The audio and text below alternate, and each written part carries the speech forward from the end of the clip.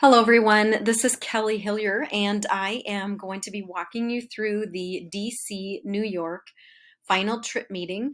Obviously you're watching this because you weren't able to be in attendance on Tuesday, May 30th, and it's very important that you go through this information so that you and your child will know how the process will work when we depart in 11 short days. So you will have the packet that your child brought home, and inside of that packet will have some information that I would like to have you look at while you go through this with the video.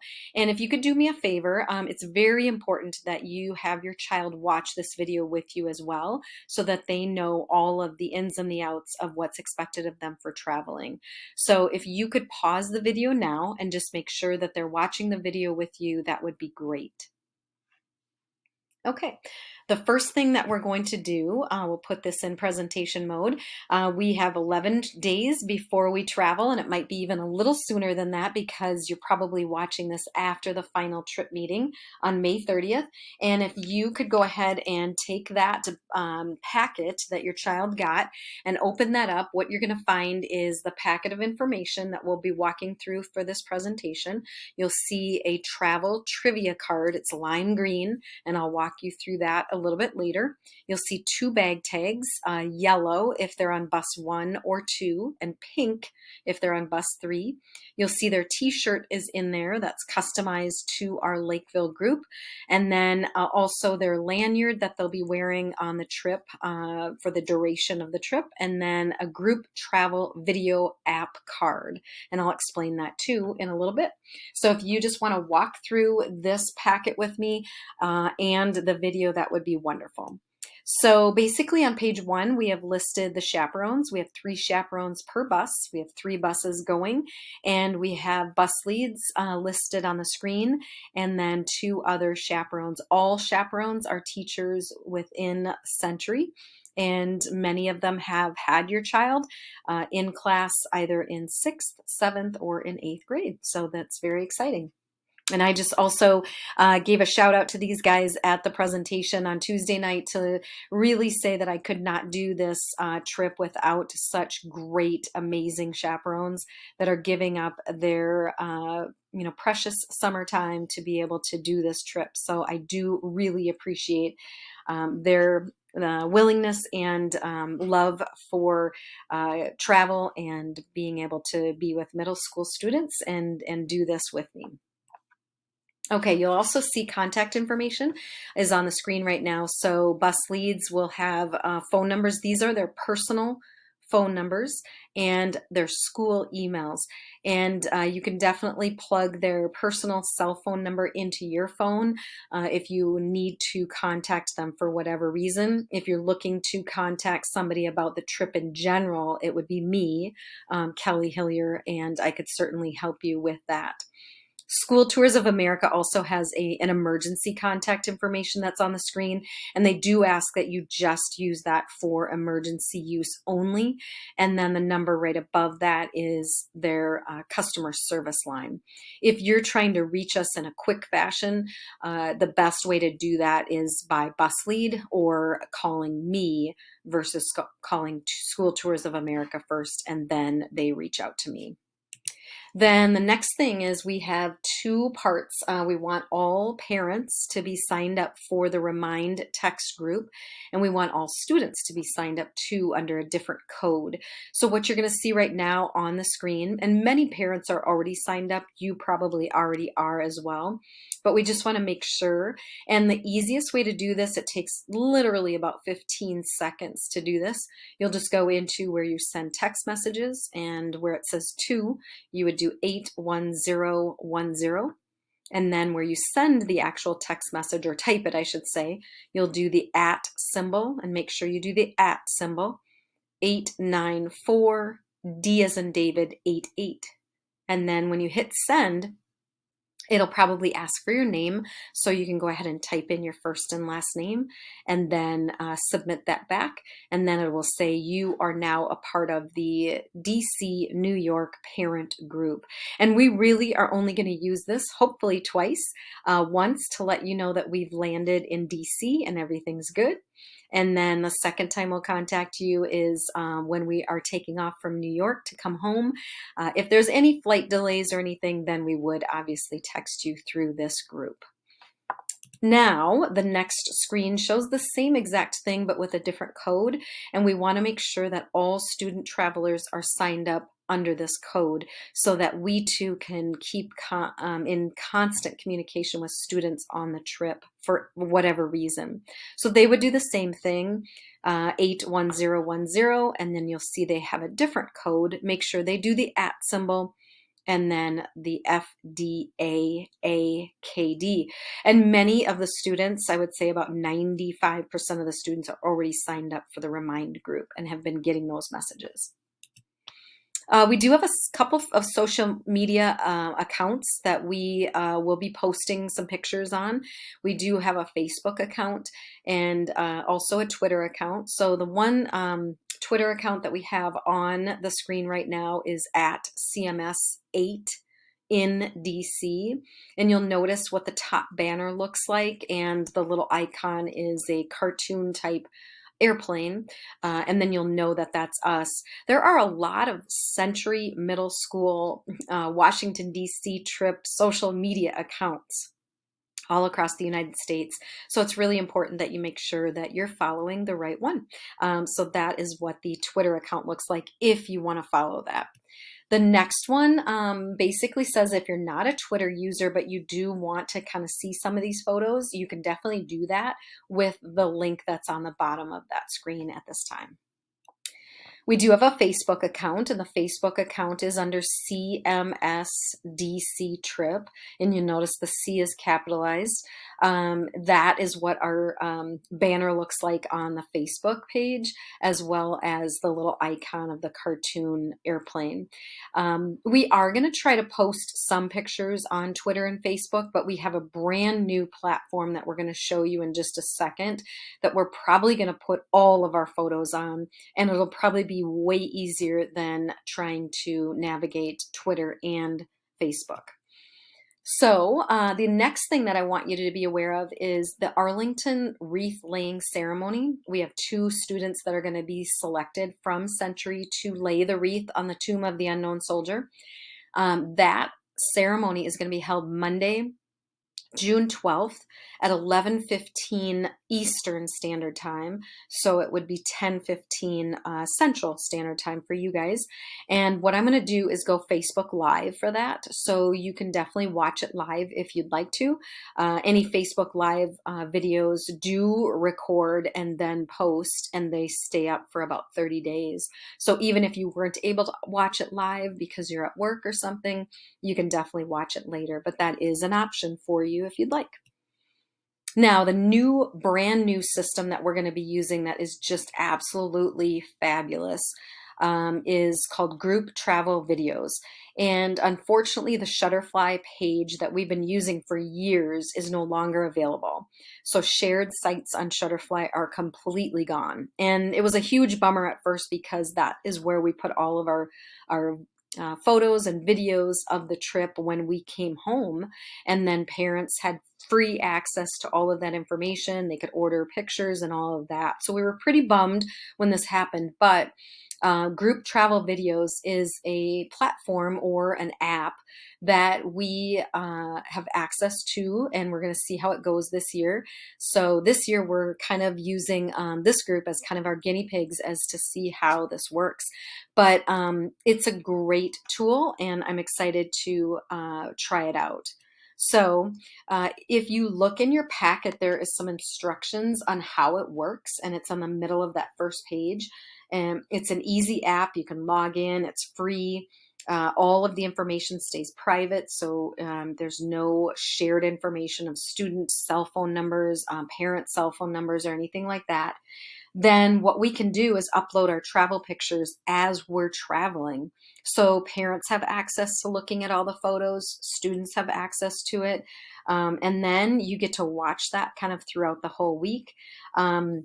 And then at the very, very end, the coolest part of the whole process is that they make a travel video montage for the students to have as a keepsake. So it's really a fabulous thing that we really hope that it works exactly like we'd like it to. Now, the username is Century, and the password is written in your packet. So you'll be able to go and do that. It's www.grouptravelvideos.com. And there's an instruction card that is actually in your packet that will walk you through exactly how to do that. So parents sign up and they will be asked the question, are you going on the trip? Obviously, you would say no, so that you have the ability to see the photos. And then when the student signs up, when that question comes up, are you traveling on the trip? You would say yes. And then you have, as a student, the ability to upload photos as well. The photos will be put into kind of a bucket, and then we preview those photos as chaperones. And if everything looks good, we'll go ahead and allow them to be shown within the whole group. And we have about 30 days when we return to be able to upload any more photos, and then everybody has access to those. So it works out just wonderfully. Super, super excited about that. I'm actually not going to play this at this time. It just kind of gives an overview as to how that all works. Go ahead and get out of that for just a second. Sorry about that. So basically, this is the 4 steps that I was just sharing with you, and that those are also in your packet as well.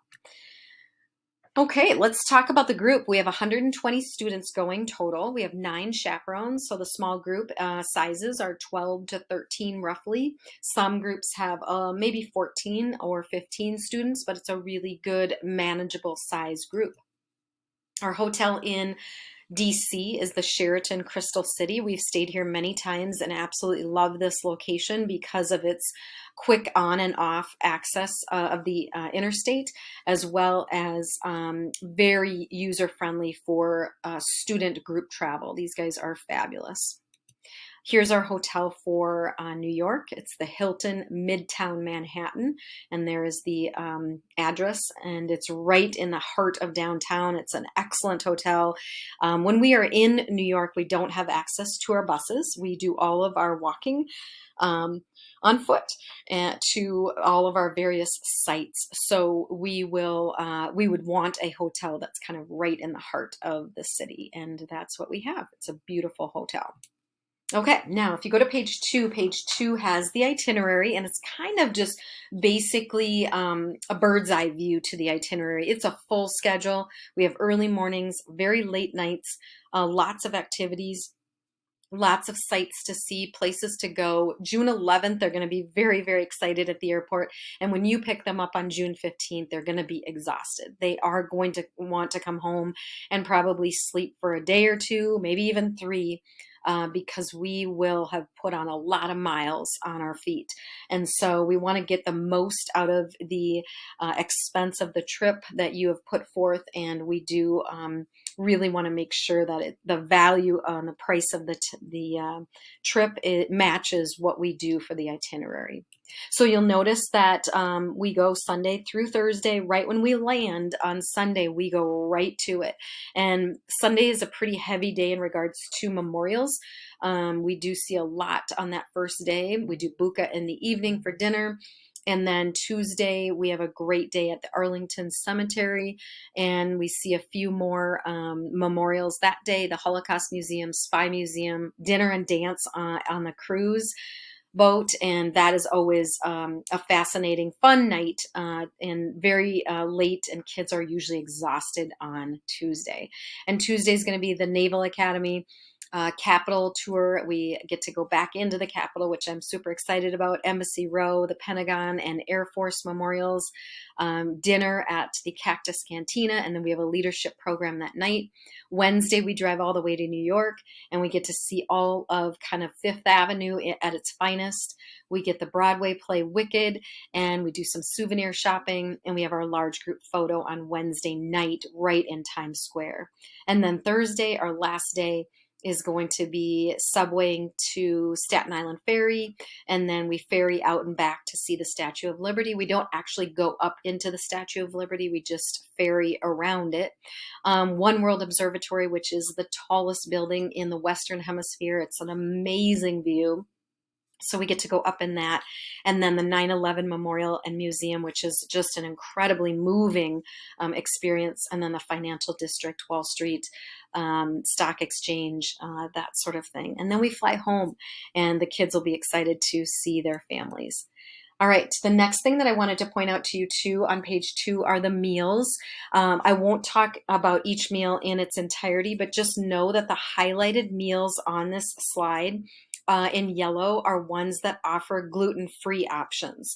Now, if your child needs a gluten-free option because of their dietary needs, we ask that you call the restaurant directly and make those arrangements. School Tours of America no longer does that because we have so many students with dietary type of needs, and you know your child's dietary needs way more than School Tours of America and chaperones.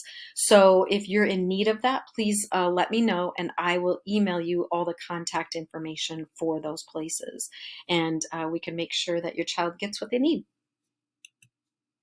Here are the food court options. You'll notice, if I go back here, you'll notice that the lunches for most of the days are in a food court situation. So that's like at a mall. And we love the Pentagon City Mall, and we love LaFont Plaza. So these are kind of our two hot spots for lunches. And you can see that there's lots and lots of choices for different types of food. So all restaurants and meals are included in the trip price. At lunch and food courts, what we do is as students exit the bus, we give them $20 in cash to pay for their meal. And if they have money left over after they eat, they get to pocket the money, which is great. We have some students that actually make money on the trip. And then if they want more than $20 worth of food, then they would need to provide their own money after the $20. Okay, let's talk about flights. So if we go to page 3, very exciting. We've only had this on the last 10 years that I've planned this trip. We've only had this happen once, where in the entire group of Century kids and chaperones are all on the same flight. We usually are on separate flights. So this one, we are going to be flying out of Terminal 2, which is the Hubert Humphrey terminal, the smaller terminal. And we love that because they are very, very user friendly in regards to student travel. So we're going to be on Sun Country, flight 193. We take off at 7:20 in the morning and arrive at 10:45. So we love that. We get to fly into Baltimore, and Baltimore into DC is about 45 minutes, which allows all the kids to eat lunch on the bus, kind of get their bearings all situated, and we get to kind of do some instruction on the bus for those 45 minutes and some games and activities to get the kids just really excited. We do have a number at the very bottom for Sun Country in case you need that, as well as their website. So how do we do drop-off procedures? This is going to be really important for your child to know so that it goes smoothly and we can have everybody doing what they should be doing on June 11th. So you're going to be dropping off at door number 3 of Terminal 2. There's going to be an individual teacher out there standing at curbside with their green shirt on, and that will be an indication that that's where you drop them off. If you want to drop them off individually, you certainly can, or a bunch of students can carpool together. It does not matter. We do need to have them be dropped off at 5:30 a.m. Please no later than 5:30 a.m. and no earlier than 5:30 a.m.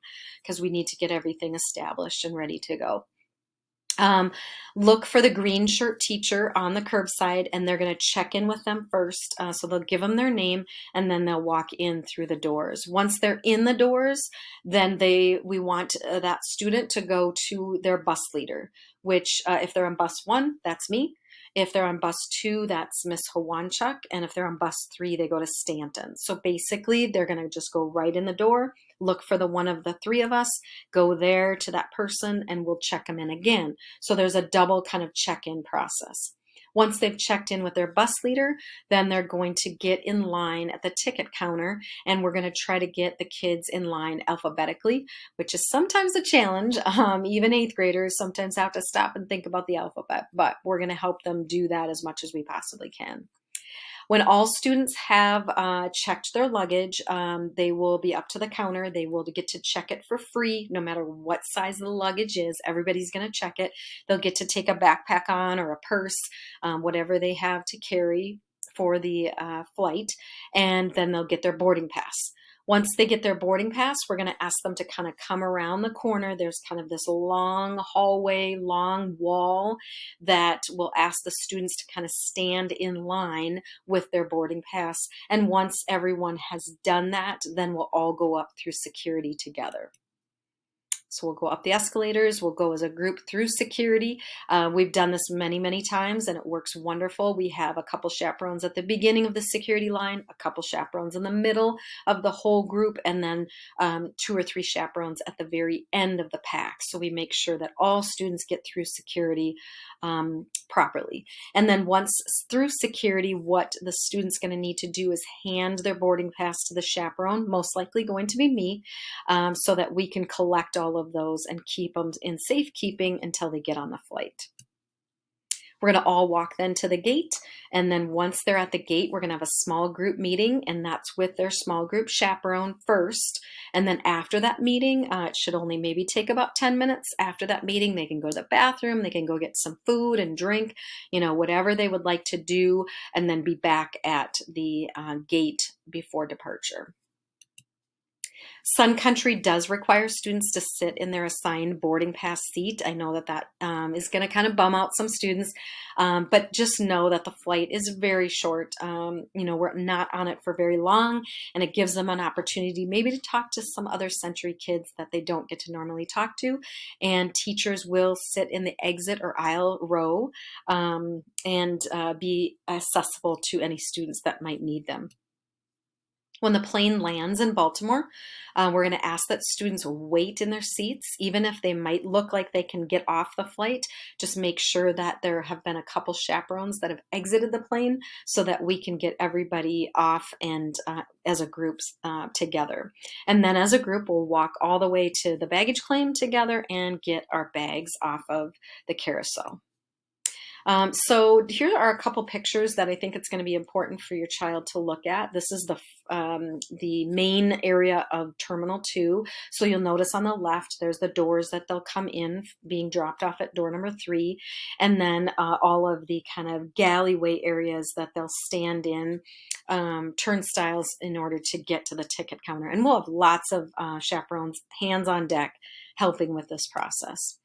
This is the line that they're going to stand in alphabetically so that we can get them up to the ticket counter in a quick fashion. We want to tell the kids to really avoid kind of clogging up this walkway for other passengers, because we will not have, obviously, the terminal by ourselves. We want to make sure that we're very respectful of other business travelers and families that are traveling too. So we're going to kind of keep kids, remind them to not clog that area. Okay, the return flight home on June 15th. We are on page 4, so if you want to switch to that, that would be great, page 4. And page 4 has a couple different things. We've got bus 1 and 2. They're going to be traveling on Southwest Airline. Coming home, and we're going to be returning back to Terminal 2 because we're traveling on Southwest. And we're going to be coming out of LaGuardia. We're going to be going through Midway, O'Hare, or Midway Chicago, I should say. And we're leaving LaGuardia at 7:15 and arriving back home in Minneapolis at 12:15 a.m. So it's a very late flight. So kids are going to be exhausted. And that's bus 1 and 2. And you'll notice that on page 4 of your packet, we do have all the students listed there and chaperones that are going to be on bus 1 and 2. So make sure that you look for your child's name as to where they're traveling or which bus they're traveling home on. Okay, and then bus 3, which has a little bit smaller group, they're going to be on United Airlines, and they are going to be traveling back into Terminal 1, which is the main terminal. And they are going to be flying out of Newark, and they're flying direct. So they have no connection. So they're leaving at 8:48 p.m. and arriving back in Minneapolis at just shy of 11 p.m. So they get in a little bit earlier than bus 1 and bus 2. And you'll notice that we have the cell phone, or excuse me, the phone number at the bottom, as well as the website in case you do need that. If there's any flight delays, we will do our best. If we're not flying midair, we will do our best to send out a text to all parents. But really, we have found that people on the ground at home in front of their computer have a quicker access to flight status even sooner than we do, and we're at the airport. So the best advice I can give to you is just to continue to watch it online, because they will continually update that for you. Okay, bus 1 and 2, they come into Terminal 2. You'll pick up at door 6, right outside the baggage claim area. And then bus 3, they come into Terminal 1, and you'll pick right out of baggage claim door 3. So lower level of Terminal 1. If flights are delayed, we will again try to send out a text, but you can certainly watch the flight status online. Okay. Now, if we go to page 5, 6, and 7, 5, 6, and 7 are the lists of groups of students by bus and by room, hotel rooms. And so you'll need to find your son or daughter in this group, and you'll notice that bus 1 is on page 5, bus 2 is on page 6, and bus 3 is on page 7.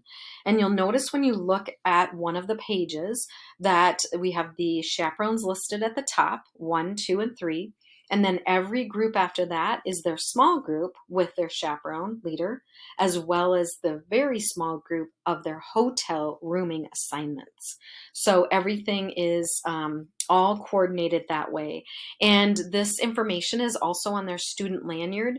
They do have a number that's attached to their name. And when we do take attendance, what we'll do on the bus is we'll yell out 1, 2, 3. And then the first person will say 4, the next one will say 5, 6. So your child's going to want to get to know their number very, very, very well, because they're going to be shouting that out when we take attendance. And it's kind of a fun thing because we make a game out of it to see how quickly we can do the head count all the way up to the final number, and we try to beat it every single time. And it's super fun for the kids to try to do that. So you can now pause the video if you'd like to go ahead and look through the rooming assignments as well as the small group leader. Okay, let's go through luggage information. So if you want to go to page 8, we're in the packet on page 8 for luggage information. Students will get a School Tours of America backpack. They can certainly use that if they would like, or they can bring their own backpack. A lot of times kids actually use both, and I'll tell you why. They usually pack snacks and things, maybe a water bottle, in their STA backpack, and they leave that on the bus every day for traveling. And then they use their other larger backpack for other things that they want to bring with them and have on the bus. So it's kind of fun to be able to do that. A lot of the chaperones do the same thing. We have 2 backpacks and we leave one on the bus with our snacks. No smart luggage is allowed. That's locked by a smartphone. All luggage is free on the outbound to check because we're all on Sun Country. Sun Country does normally charge a fee. I think it's $25, but because we are traveling in a student group, they are waiving the fee, so that is awesome. And then on the way home, bus 1 and 2, the luggage will be checked for free because it's on Southwest. And then bus 3, they are traveling on United, and they have a bag fee to check, which is $35. And that group has already been identified, and we've already set the pre-order of checked bags. And so everybody is good to go on that. All the parents have signed those forms, and we have, roughly about 16 students that will be checking a bag and have already paid their fee. So we've got that all ready to go. Carry-on luggage, the sizes have to be small enough to fit in the overhead bin or underneath the chair or the seat.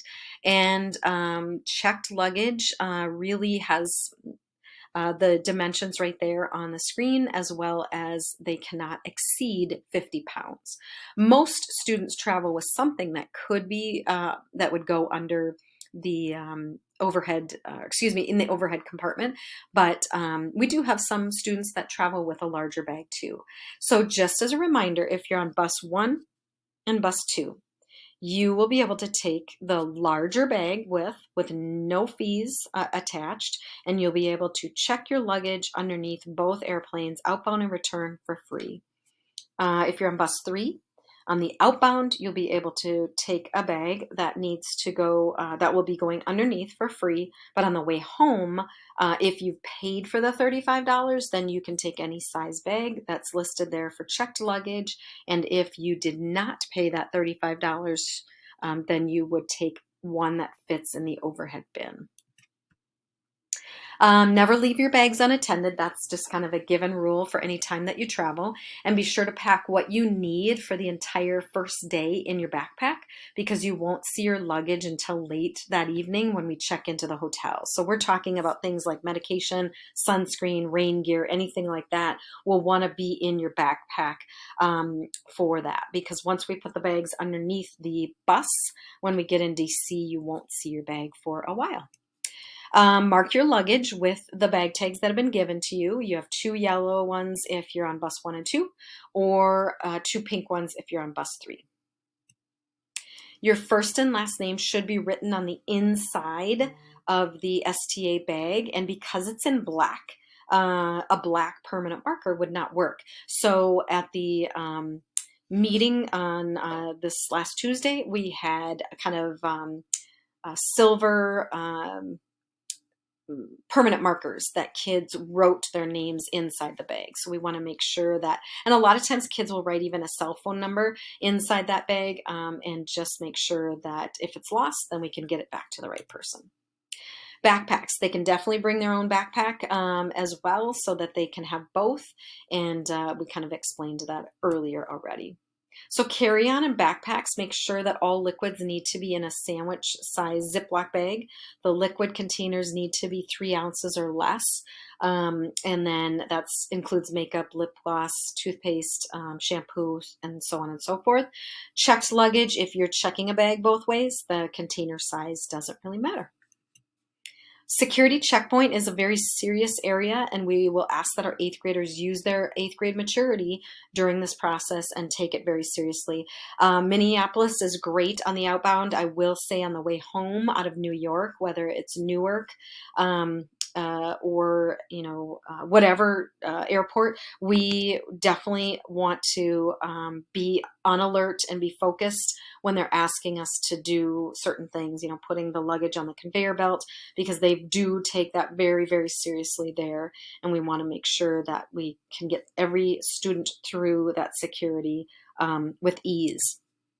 Chaperones will be at the beginning, middle, and end of the security lines, and we did kind of walk through the security procedures for that. They will sometimes need to take off their shoes and put their shoes in a little bin, as you see here on the picture, and then walk through the x-ray machine. If a student does get pulled aside and needs to have their bag looked through a little bit more detailed, we will have a chaperone there to make sure that they're helping as well.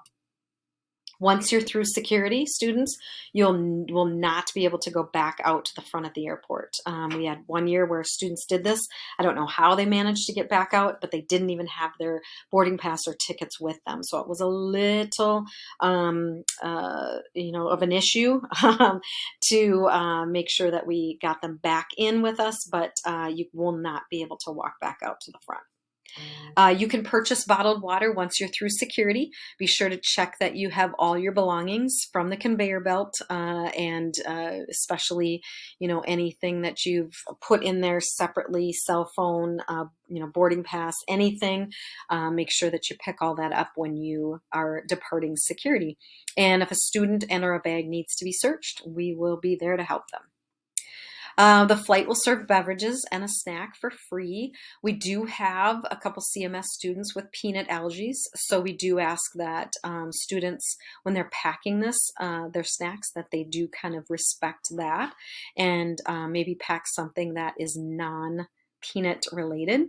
And you can also pack snack type foods in your backpack in case you are hungry. And we do definitely highly encourage kids to pack snacks. Chaperones will most likely need to sit in the exit rows because students cannot sit there. And your small group chaperone won't necessarily be seated by you, but any chaperone can help if there is something wrong on the flight. And students may be asked to move to a different seat just because we have chaperones sit in aisle seats so they have quick access to students in case they're needed. So if a student is sitting in an aisle seat and we ask that you need to move, we just ask that you do that in a polite manner.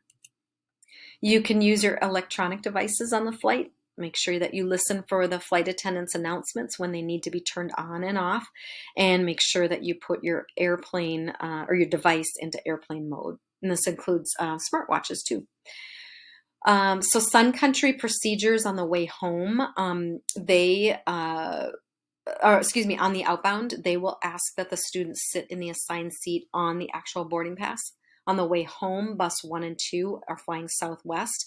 It's kind of an open area on the plane that we'll just get the kids in one big long line, and you'll be able to sit by who you would like to sit by. And then United Airlines also has the same procedure as Sun Country in the fact that the students will need to sit in the assigned seats. But usually by that time, you guys, when we come home, kids are so exhausted, they just want to sleep on the airplane. It's very quiet on the way home because kids are catching some Z's. So medications need to be listed on the health form. If there's any new medications, please let us know as parents, so that we have updated information. If you need any medicine on that first day, make sure it's in your backpack, not in your suitcase. And if you do not administer the medication on your own, so you don't take it by yourself, you want a chaperone to go ahead and administer that to you, make sure that you have given the medicine to your small group chaperone. Okay, so we're on page 9 now, and 9 will walk us through all of that medication information. Okay, please help us by having your child pack some of these over-the-counter items. We do have a small first aid kit on each of the buses, but it is really helpful if students pack some of these over-the-counter items just so that they have it too. And we're talking Dramamine, Tylenol, Tums, Advil, Band-Aids, any female products, cough drops, Claritin, Benadryl, sunscreen, and Gold Bond body powder. A lot of times kids will ask, what is Gold Bond body powder for? We do a ton of walking, and there's a lot of times where students experience some chafing, and it is very helpful if they have the body powder to kind of alleviate that pain. So if you could pack that as well, that would be wonderful. Hotel information, just a reminder that you are a guest at the hotel. There are other people that are staying at the hotel, so we want to be considerate of that. And at no time will any other students from our group enter any other rooms of any other students for any reason. So we will not have gatherings in hotel rooms. You will not be able to do that. The only people in your room should be your roommates. There's no exceptions on this, and we usually do very, very well with this whole process, and kids are excellent at following this guideline that we have.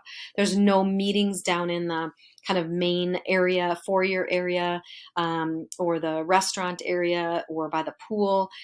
Pretty much when we get back, we go right into a ballroom and have a large group meeting. And kids are usually so exhausted that once we're done with that large group meeting, they go up to their rooms. We then check each of the rooms and get them all taped in, and then they are in for the night and usually very exhausted. Security guards are on our floors from 10:30 p.m. to 6 a.m. And then doors are taped, and they're there basically for our safety as well as keeping track of our rooms. And I know a lot of kids laugh at the taping of the doors, but we do that for a variety of reasons. That if the door is broke open, the sound of the tape alerts the security guard, and the security guard will check to see what is happening, whether it's, the student is, kind of fooling around, or if they're sick or they need a chaperone's help with something. In all of the years that we've run the trip, we've never, ever, ever, ever had a student come out of the room just to sneak out. So it is something that we've really prided ourselves in, that Century kids are amazing. Elevator etiquette, we also need to remember that there are other people riding the elevator with us. So we will need to have inside voices and make sure that we're using the elevator appropriately. And then the evening routine, basically the chaperones will check in with each of the rooms for students and then make sure that they're understanding what's happening the next day, the time of the wake up, and what time they need to be at the bus. And then once they have all of that established, we'll go ahead and tape the door. At that point, then the chaperones have a chaperone meeting to discuss the next day's events and go through those items. And then we try to get some very, very short amount of sleep before we get up and do it all over again. And then in the morning, there's a wake up call that's given to the rooms, and also a knock. And we come to each of the rooms, knock on the door, and we have a student open the door, and we verify that they're actually up, awake. We might turn on the TV. We might open the shades to get some light in the room, because once we shut that door, we don't want them to lay back down and fall asleep. So that's kind of our wake up procedures there. Students will be asked to do two things for safety. They're going to be wearing an STA lanyard, and that's in your packet.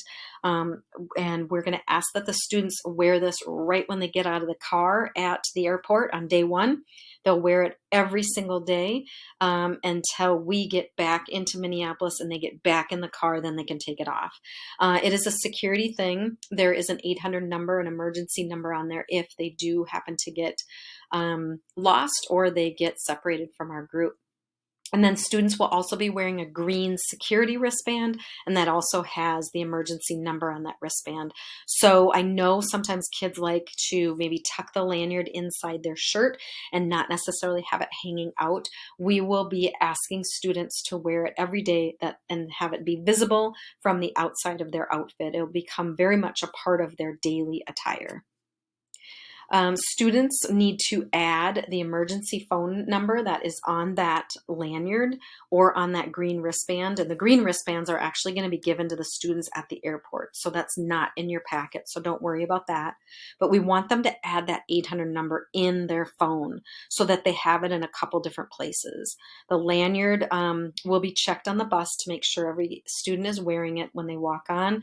And we really don't want to have kids hold up the bus by forgetting the lanyard back up in their hotel room and having to run back up. So if you and your roommates can kind of help each other to remember to wear the lanyard down to breakfast, that would be wonderful. Everything's included in the price of the trip except for souvenirs. So if you want to buy any souvenirs, you will want to bring cash for that. If you are carrying cash, we generally recommend to divide it into 3 different spots, like maybe one spot your suitcase, and then a little bit in your backpack, and then a little bit in your pocket. Um, we do not advise students to tuck cash in their lanyard. And it kind of like is, you want to do it because it's like a little bit of a wallet type feel. And it's right next to your chest, and you can just simply put the cash in there really fast. But will tell students not to do that, because if the lanyard breaks off and you lose that kind of clear plastic pocket, you've also lost your cash. Definitely bring smaller bills to purchase bottled water. We will have bottled water underneath the bus, nice cold bottled water for the hot DC days, and you'll be able to buy that for $1. You can also bring a refillable water bottle too if you're not wanting to buy the water. And we just talked about that, not putting your money into the lanyard. Okay, how much money should they bring? Well, really have a conversation with your child about what they want to buy. We are going to stop at a couple different places that have some really fun things. What would I say is the most popular thing? A lot of kids buy bucket hats, and a lot of kids buy sweatshirts and t-shirts, and most of those things range anywhere from $15 to $40. Some kids like to go shopping for their family too and get something for you as parents or their siblings. It really depends on what they want to get, so they can definitely have that conversation with you. We have a buddy system policy. They never, never, never go anywhere alone. Even if it's just at a mall when they're eating lunch and they look over from their table and they see that the bathroom is like literally steps away, and they say, well, I'm just going to go over there and I'll be right back. We ask that students travel every single place with at least one other person. There are times where your small group will travel together. There are times when the large group all travels together. And there's times where you're allowed to travel with just maybe one other person and walk around in a museum. But we should never, ever, ever see students walking alone. Student IDs, as of this year, Tours of America is recommending students to travel with their school ID if they still have it, and no need to travel with their birth certificate or passport, so please don't send them with that. Dress code during the day, we ask that they just wear shorts and a t-shirt or something comfortable that they like to wear. It is going to be very hot usually in DC and New York when we travel, and last year it was kind of oppressively hot. So we would stand there and we would basically be sweating and we're not even moving. So just something very, very comfortable. We do ask for them to kind of think of the dress code policy that we have at Century 2. So nothing inappropriate on t-shirts. And we want to make sure that we're not having revealing clothes. So if you can kind of have them look at their attire that they're packing, that would be great. And then the dinner cruise, we do dress up just a little bit more for that, and I'll show you pictures of what that looks like or what people have done in the past. So this is the dinner cruise that we get to go on. It is fabulous. This is probably the biggest highlight of the entire trip. Aside from New York, that kids absolutely love every year. And we dance under the night stars, and we have dinner on the boat, and the music is thumping really loud, and the kids just have a great time on the dance floor. So here are just a few pictures of how people have dressed in the past. It's anywhere from sundresses to something very, a little bit dressier than jeans or sweatpants. And some people go a little bit more elaborate and have a little bit more of a dressy outfit.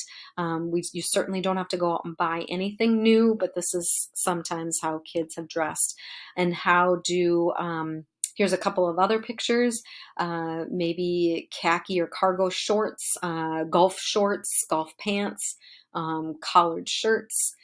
Some people have worn ties and really gotten dressed up, and that's always fun to see too.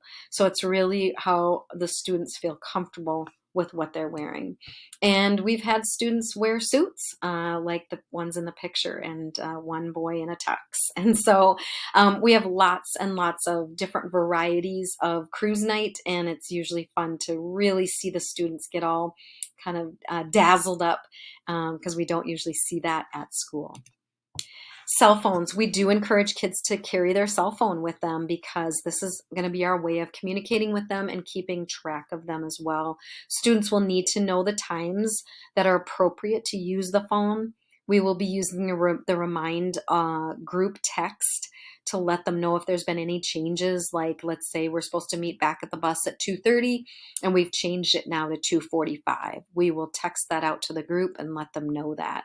Students need to keep track of their phones and their chargers and all of that and not set it down in public places. We are no longer in Lakeville, and DC and New York are very different, so they'll want to keep track of that. The biggest thing that we see with cell phones is kids are on them a lot, and we just really want to remind students that parents have paid a lot for you to be on this trip, and we want you to absorb every bit of the sights and the sounds of these cities and be able to really immerse yourself into everything and learn all of the things that we're trying to teach you.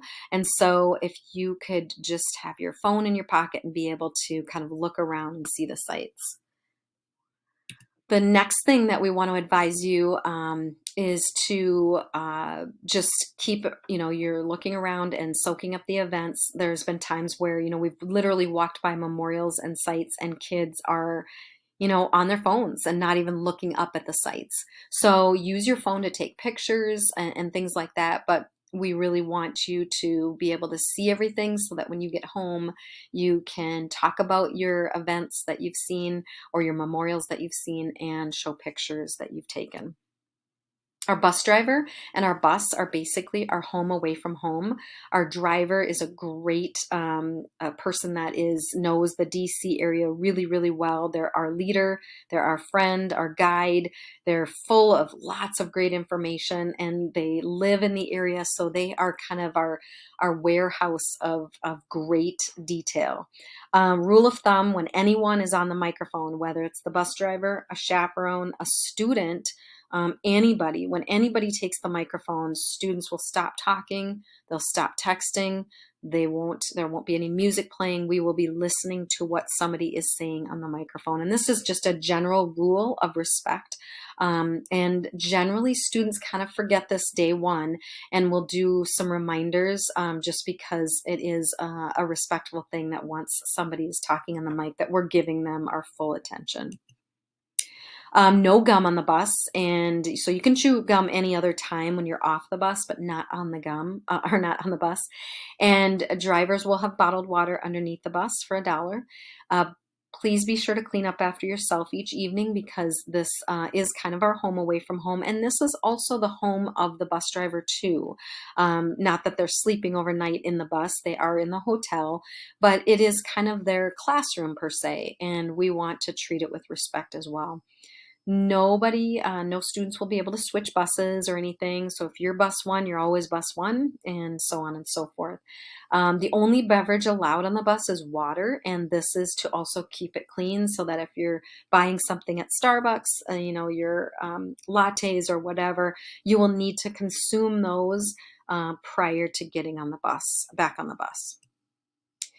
Be kind and respectful to your bus driver. He or she is excellent at providing a lot of information, but their job is very, very important, and that is to get us safely from point A to point B. And these bus drivers are absolutely incredible. It is fun to watch them maneuver in some tight spots and with this big bus and parallel park us and do all these things. So we definitely want to cheer them on when they do well and, definitely say please and thank yous, that sort of thing. And our groups from Century are usually so good that we always oftentimes hear from bus drivers, gosh, your students are so polite and so respectful. It is okay to chat with a bus driver on breaks because maybe you have a question that you would love to ask them, and they are very knowledgeable that they can share their information with you. We are going to have times set aside to go souvenir shopping, and we have some great locations to do that. And we will let you know ahead of time when to have your money ready for that.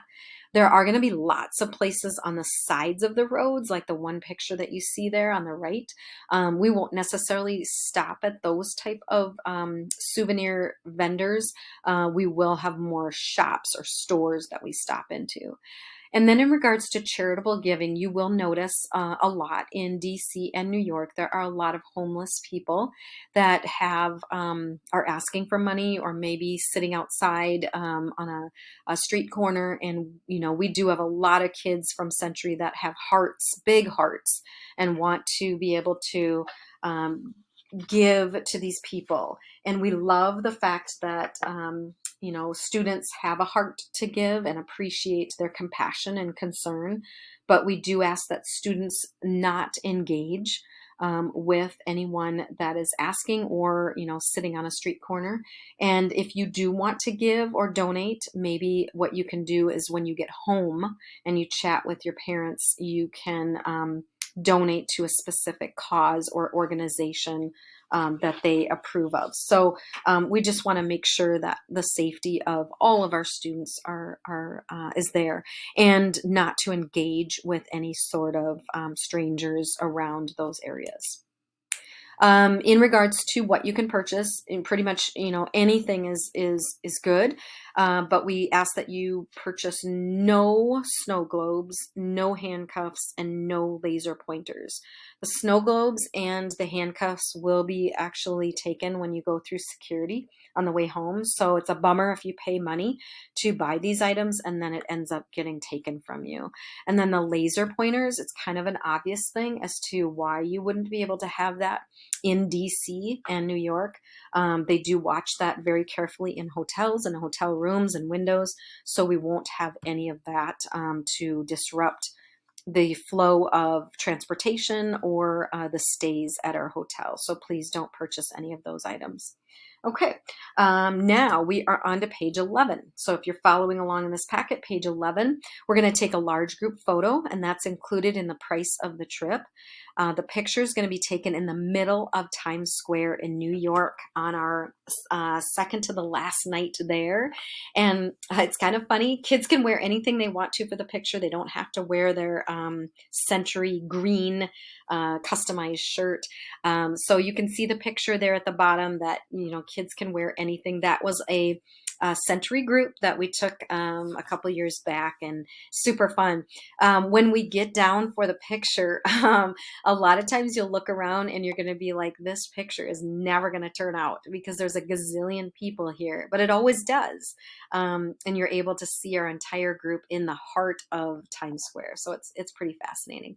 In regards to the photo though, the posters are not going to be done on the spot. Obviously, they have to be printed, and they are sent to Century. So all the posters, 129 posters, will be sent to Century. And what I will do once they arrive at Century, I will go ahead and send out an email to parents to let them know that they are there.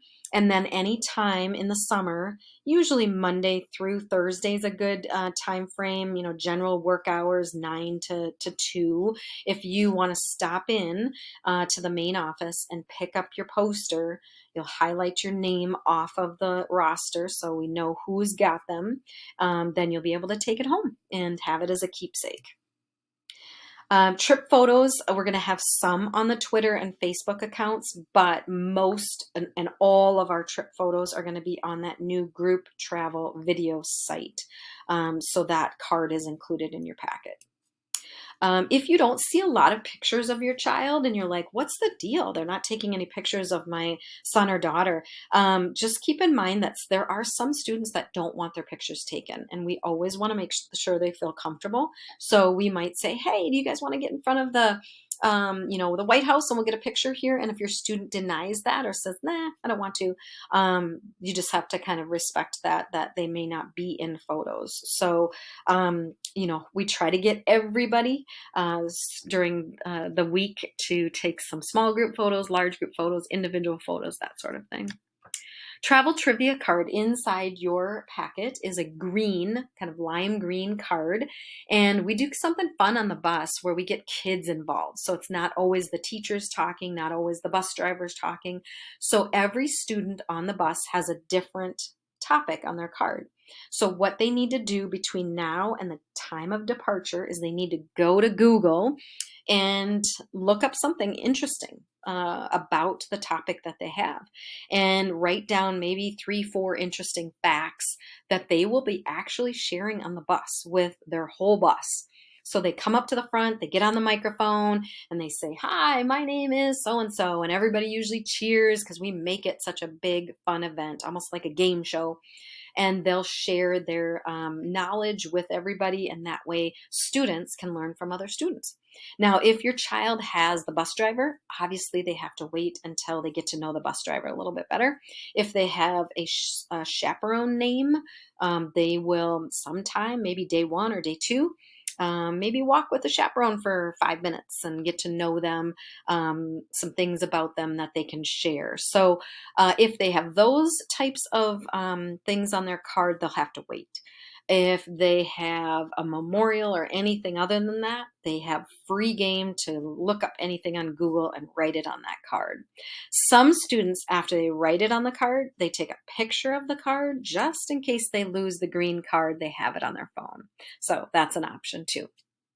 Here is an example of what a student wrote on their travel trivia card. So you can definitely see that gives us kind of some detail, and it's not just one sentence, but it's a lot of different things that we can learn from.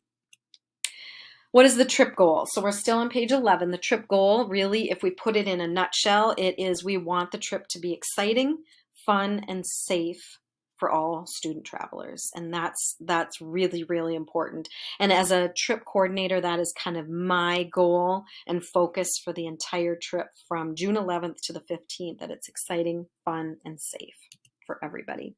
We do have a behavior system, or not a behavior system, but kind of a red, green, and yellow light system to let students know that when we get off the bus, especially if students have never been to these 2 locations, are we in a green zone area? Are we in a yellow zone or a red zone?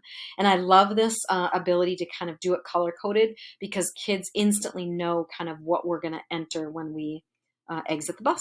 So a green zone is basically the kids are allowed to use their cell phones, socialize with friends, take pictures, laugh, have regular inside voices, have fun. It's a little bit more laid back, right? The yellow zone areas are kind of electronic devices are turned off. They're listening to the speaker or the bus driver or the chaperones.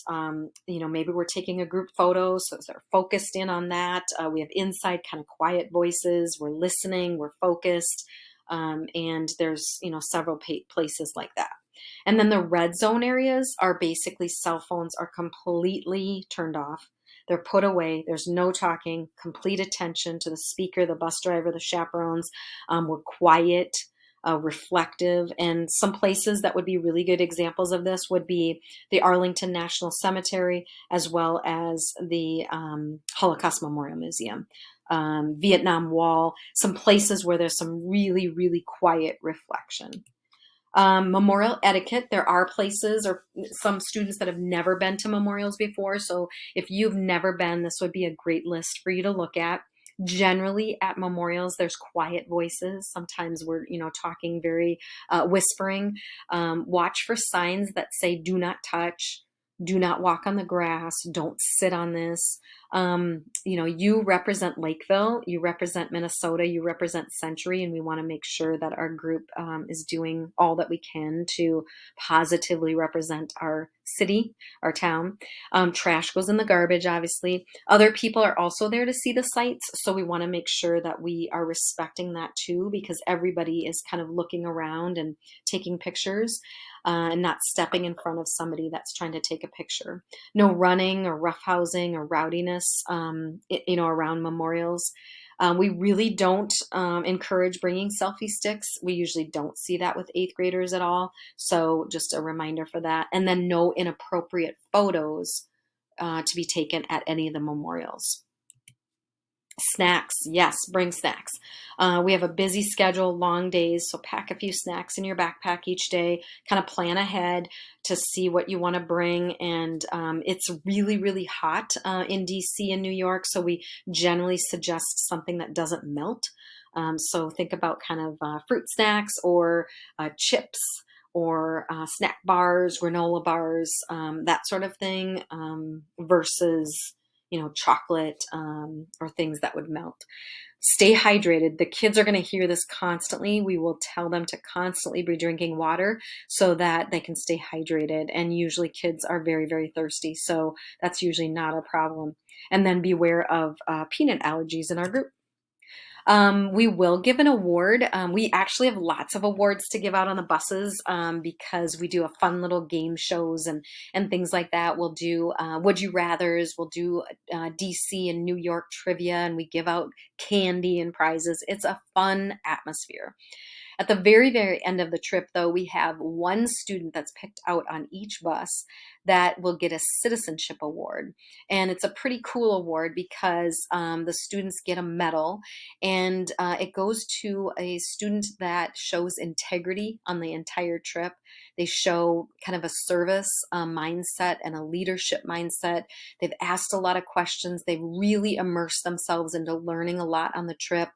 They've been focused, they've been listening. So definitely, if your students kind of, wanting to earn that, that would be a great thing. And then keep your eyes and ears open on the bus, students, because we have lots of fun prizes and treats that we give away. Top 10 things, and we're almost finished. So we're on page 12. If you are looking to kind of put 10 things in a nutshell for this trip, these would be the 10 things in order to have a successful trip. So the first one is be positive, flexible, and on time. Number 2, keep in mind that traveling is an adventure, especially with 120 middle school students. Number 3, large group, you got to be patient because we're going to try to move as many people through these 2 cities. And there's a lot of times where sometimes patience is required because it's not like traveling with your family with 4 people. There's a lot of people that we're trying to move through. Number 4, you'll be well cared for on the entire trip, socially, emotionally, physically, and we want to make sure that we can care for you just like you would if you were going with your parents. Number 5, if you need anything, please ask a chaperone. Don't hide it and stuff it, and don't feel like, oh my gosh, I can't say that, or I can't ask the chaperone that, or I can't tell them that. Most of us are parents, and we are here to take care of you just like we would if we were your parent. Number 6, we are counting on each student to conduct themselves in a mature manner. Number 7, remember the behavior and technology contracts that you've signed in the fall. They still are in place for this trip. Number 8, don't ever leave the bus or a large group meeting before you know the time and location to meet back. Number 9, be kind and respectful to all your classmates. I do say this a lot. We don't have to be best friends with everybody, but we can certainly be friendly to everybody. Be friendly and kind to your bus driver, your chaperones, your tour guides, and any DC New York staff employees. Number 10, enjoy the experience. You are going to remember this forever. Okay, wear your t-shirt on the first day. After that, you can wear it again if you want to, but we just ask for you to wear it on the first day so that we can keep our groups all together. So it's very exciting to have kind of that. So I just want to remind you very, very quickly before we conclude this presentation of the behavior and conduct agreement that you signed way back in January, just to remember that these all stay in place for the duration of the trip. So I'm going to show this to you on the screen and have you just read through it quickly to remind yourself of that. Next slide.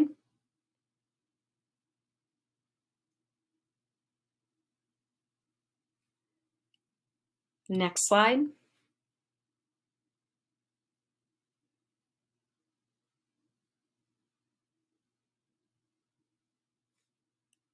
Next slide.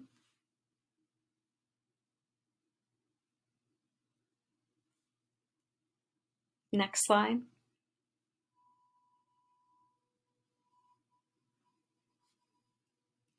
Next slide.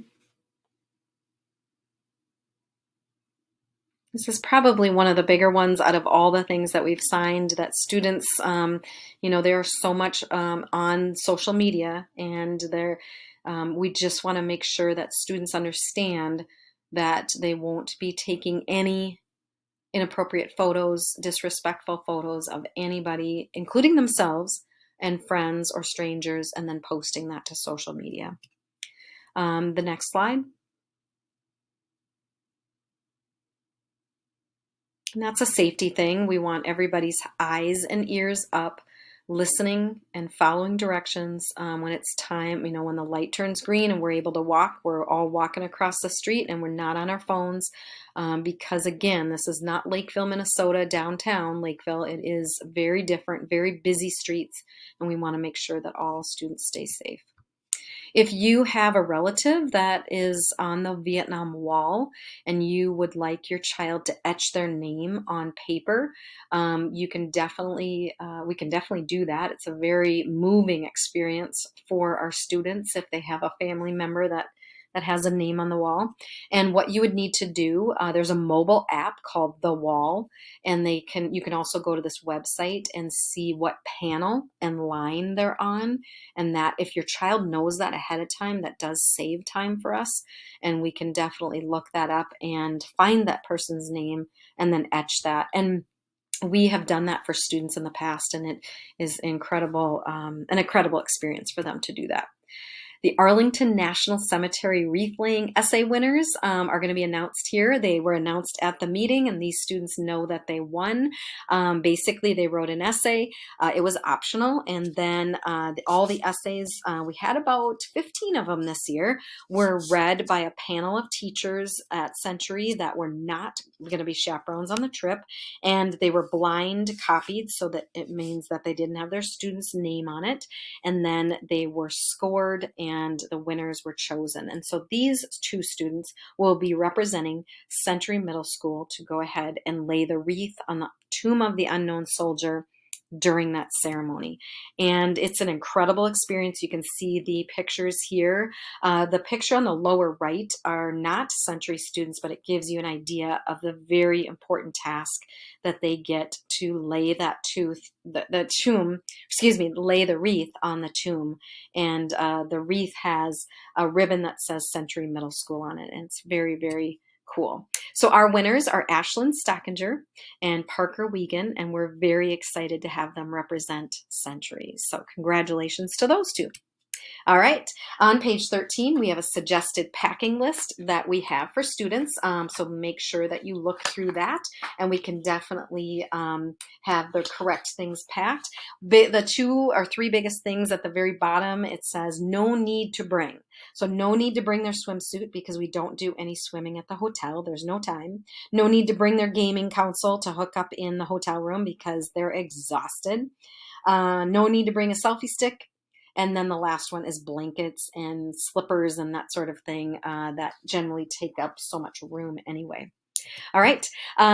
This particular card that's on the screen right now is the group travel card that's in your packet, and it walks you through exactly how to get this app and how to log in for both parents and for students. You're going to use the same username, same password for parents and students. You're just going to be asked that question, are you going on the trip? No for parents. Are you going on the trip? Yes for students. And that will allow you to have access to all the photos. And then we have 2 speakers that are going to be speaking to our group. Super excited about this. The first one is going to be Michael Hurley. He's the uncle of our 8th grader, Sullivan Hurley. He's a retired CIA officer and phenomenal person, just really, really nice gentleman. And he was instrumental in bringing down Osama bin Laden in 2011. So he's going to be speaking to our group on day 2. During breakfast. And students, we would love to have you kind of think of some questions that you would like to ask him. And man, is he full of a lot of really cool facts and information. So if you want to know more about the CIA or Osama bin Laden and how that all happened to bring him down, that would be great. Definitely ask him the morning of his presentation. And then the next presentation is a leadership program that we have night 3. And Major General Andrew W. O'Donnell is going to be speaking to our group. And kids love this presentation because these guys have so much experience and very cool stories to tell kids. And ever since Maverick, Top Gun came out, usually kids have lots of questions that they want to ask after seeing that movie.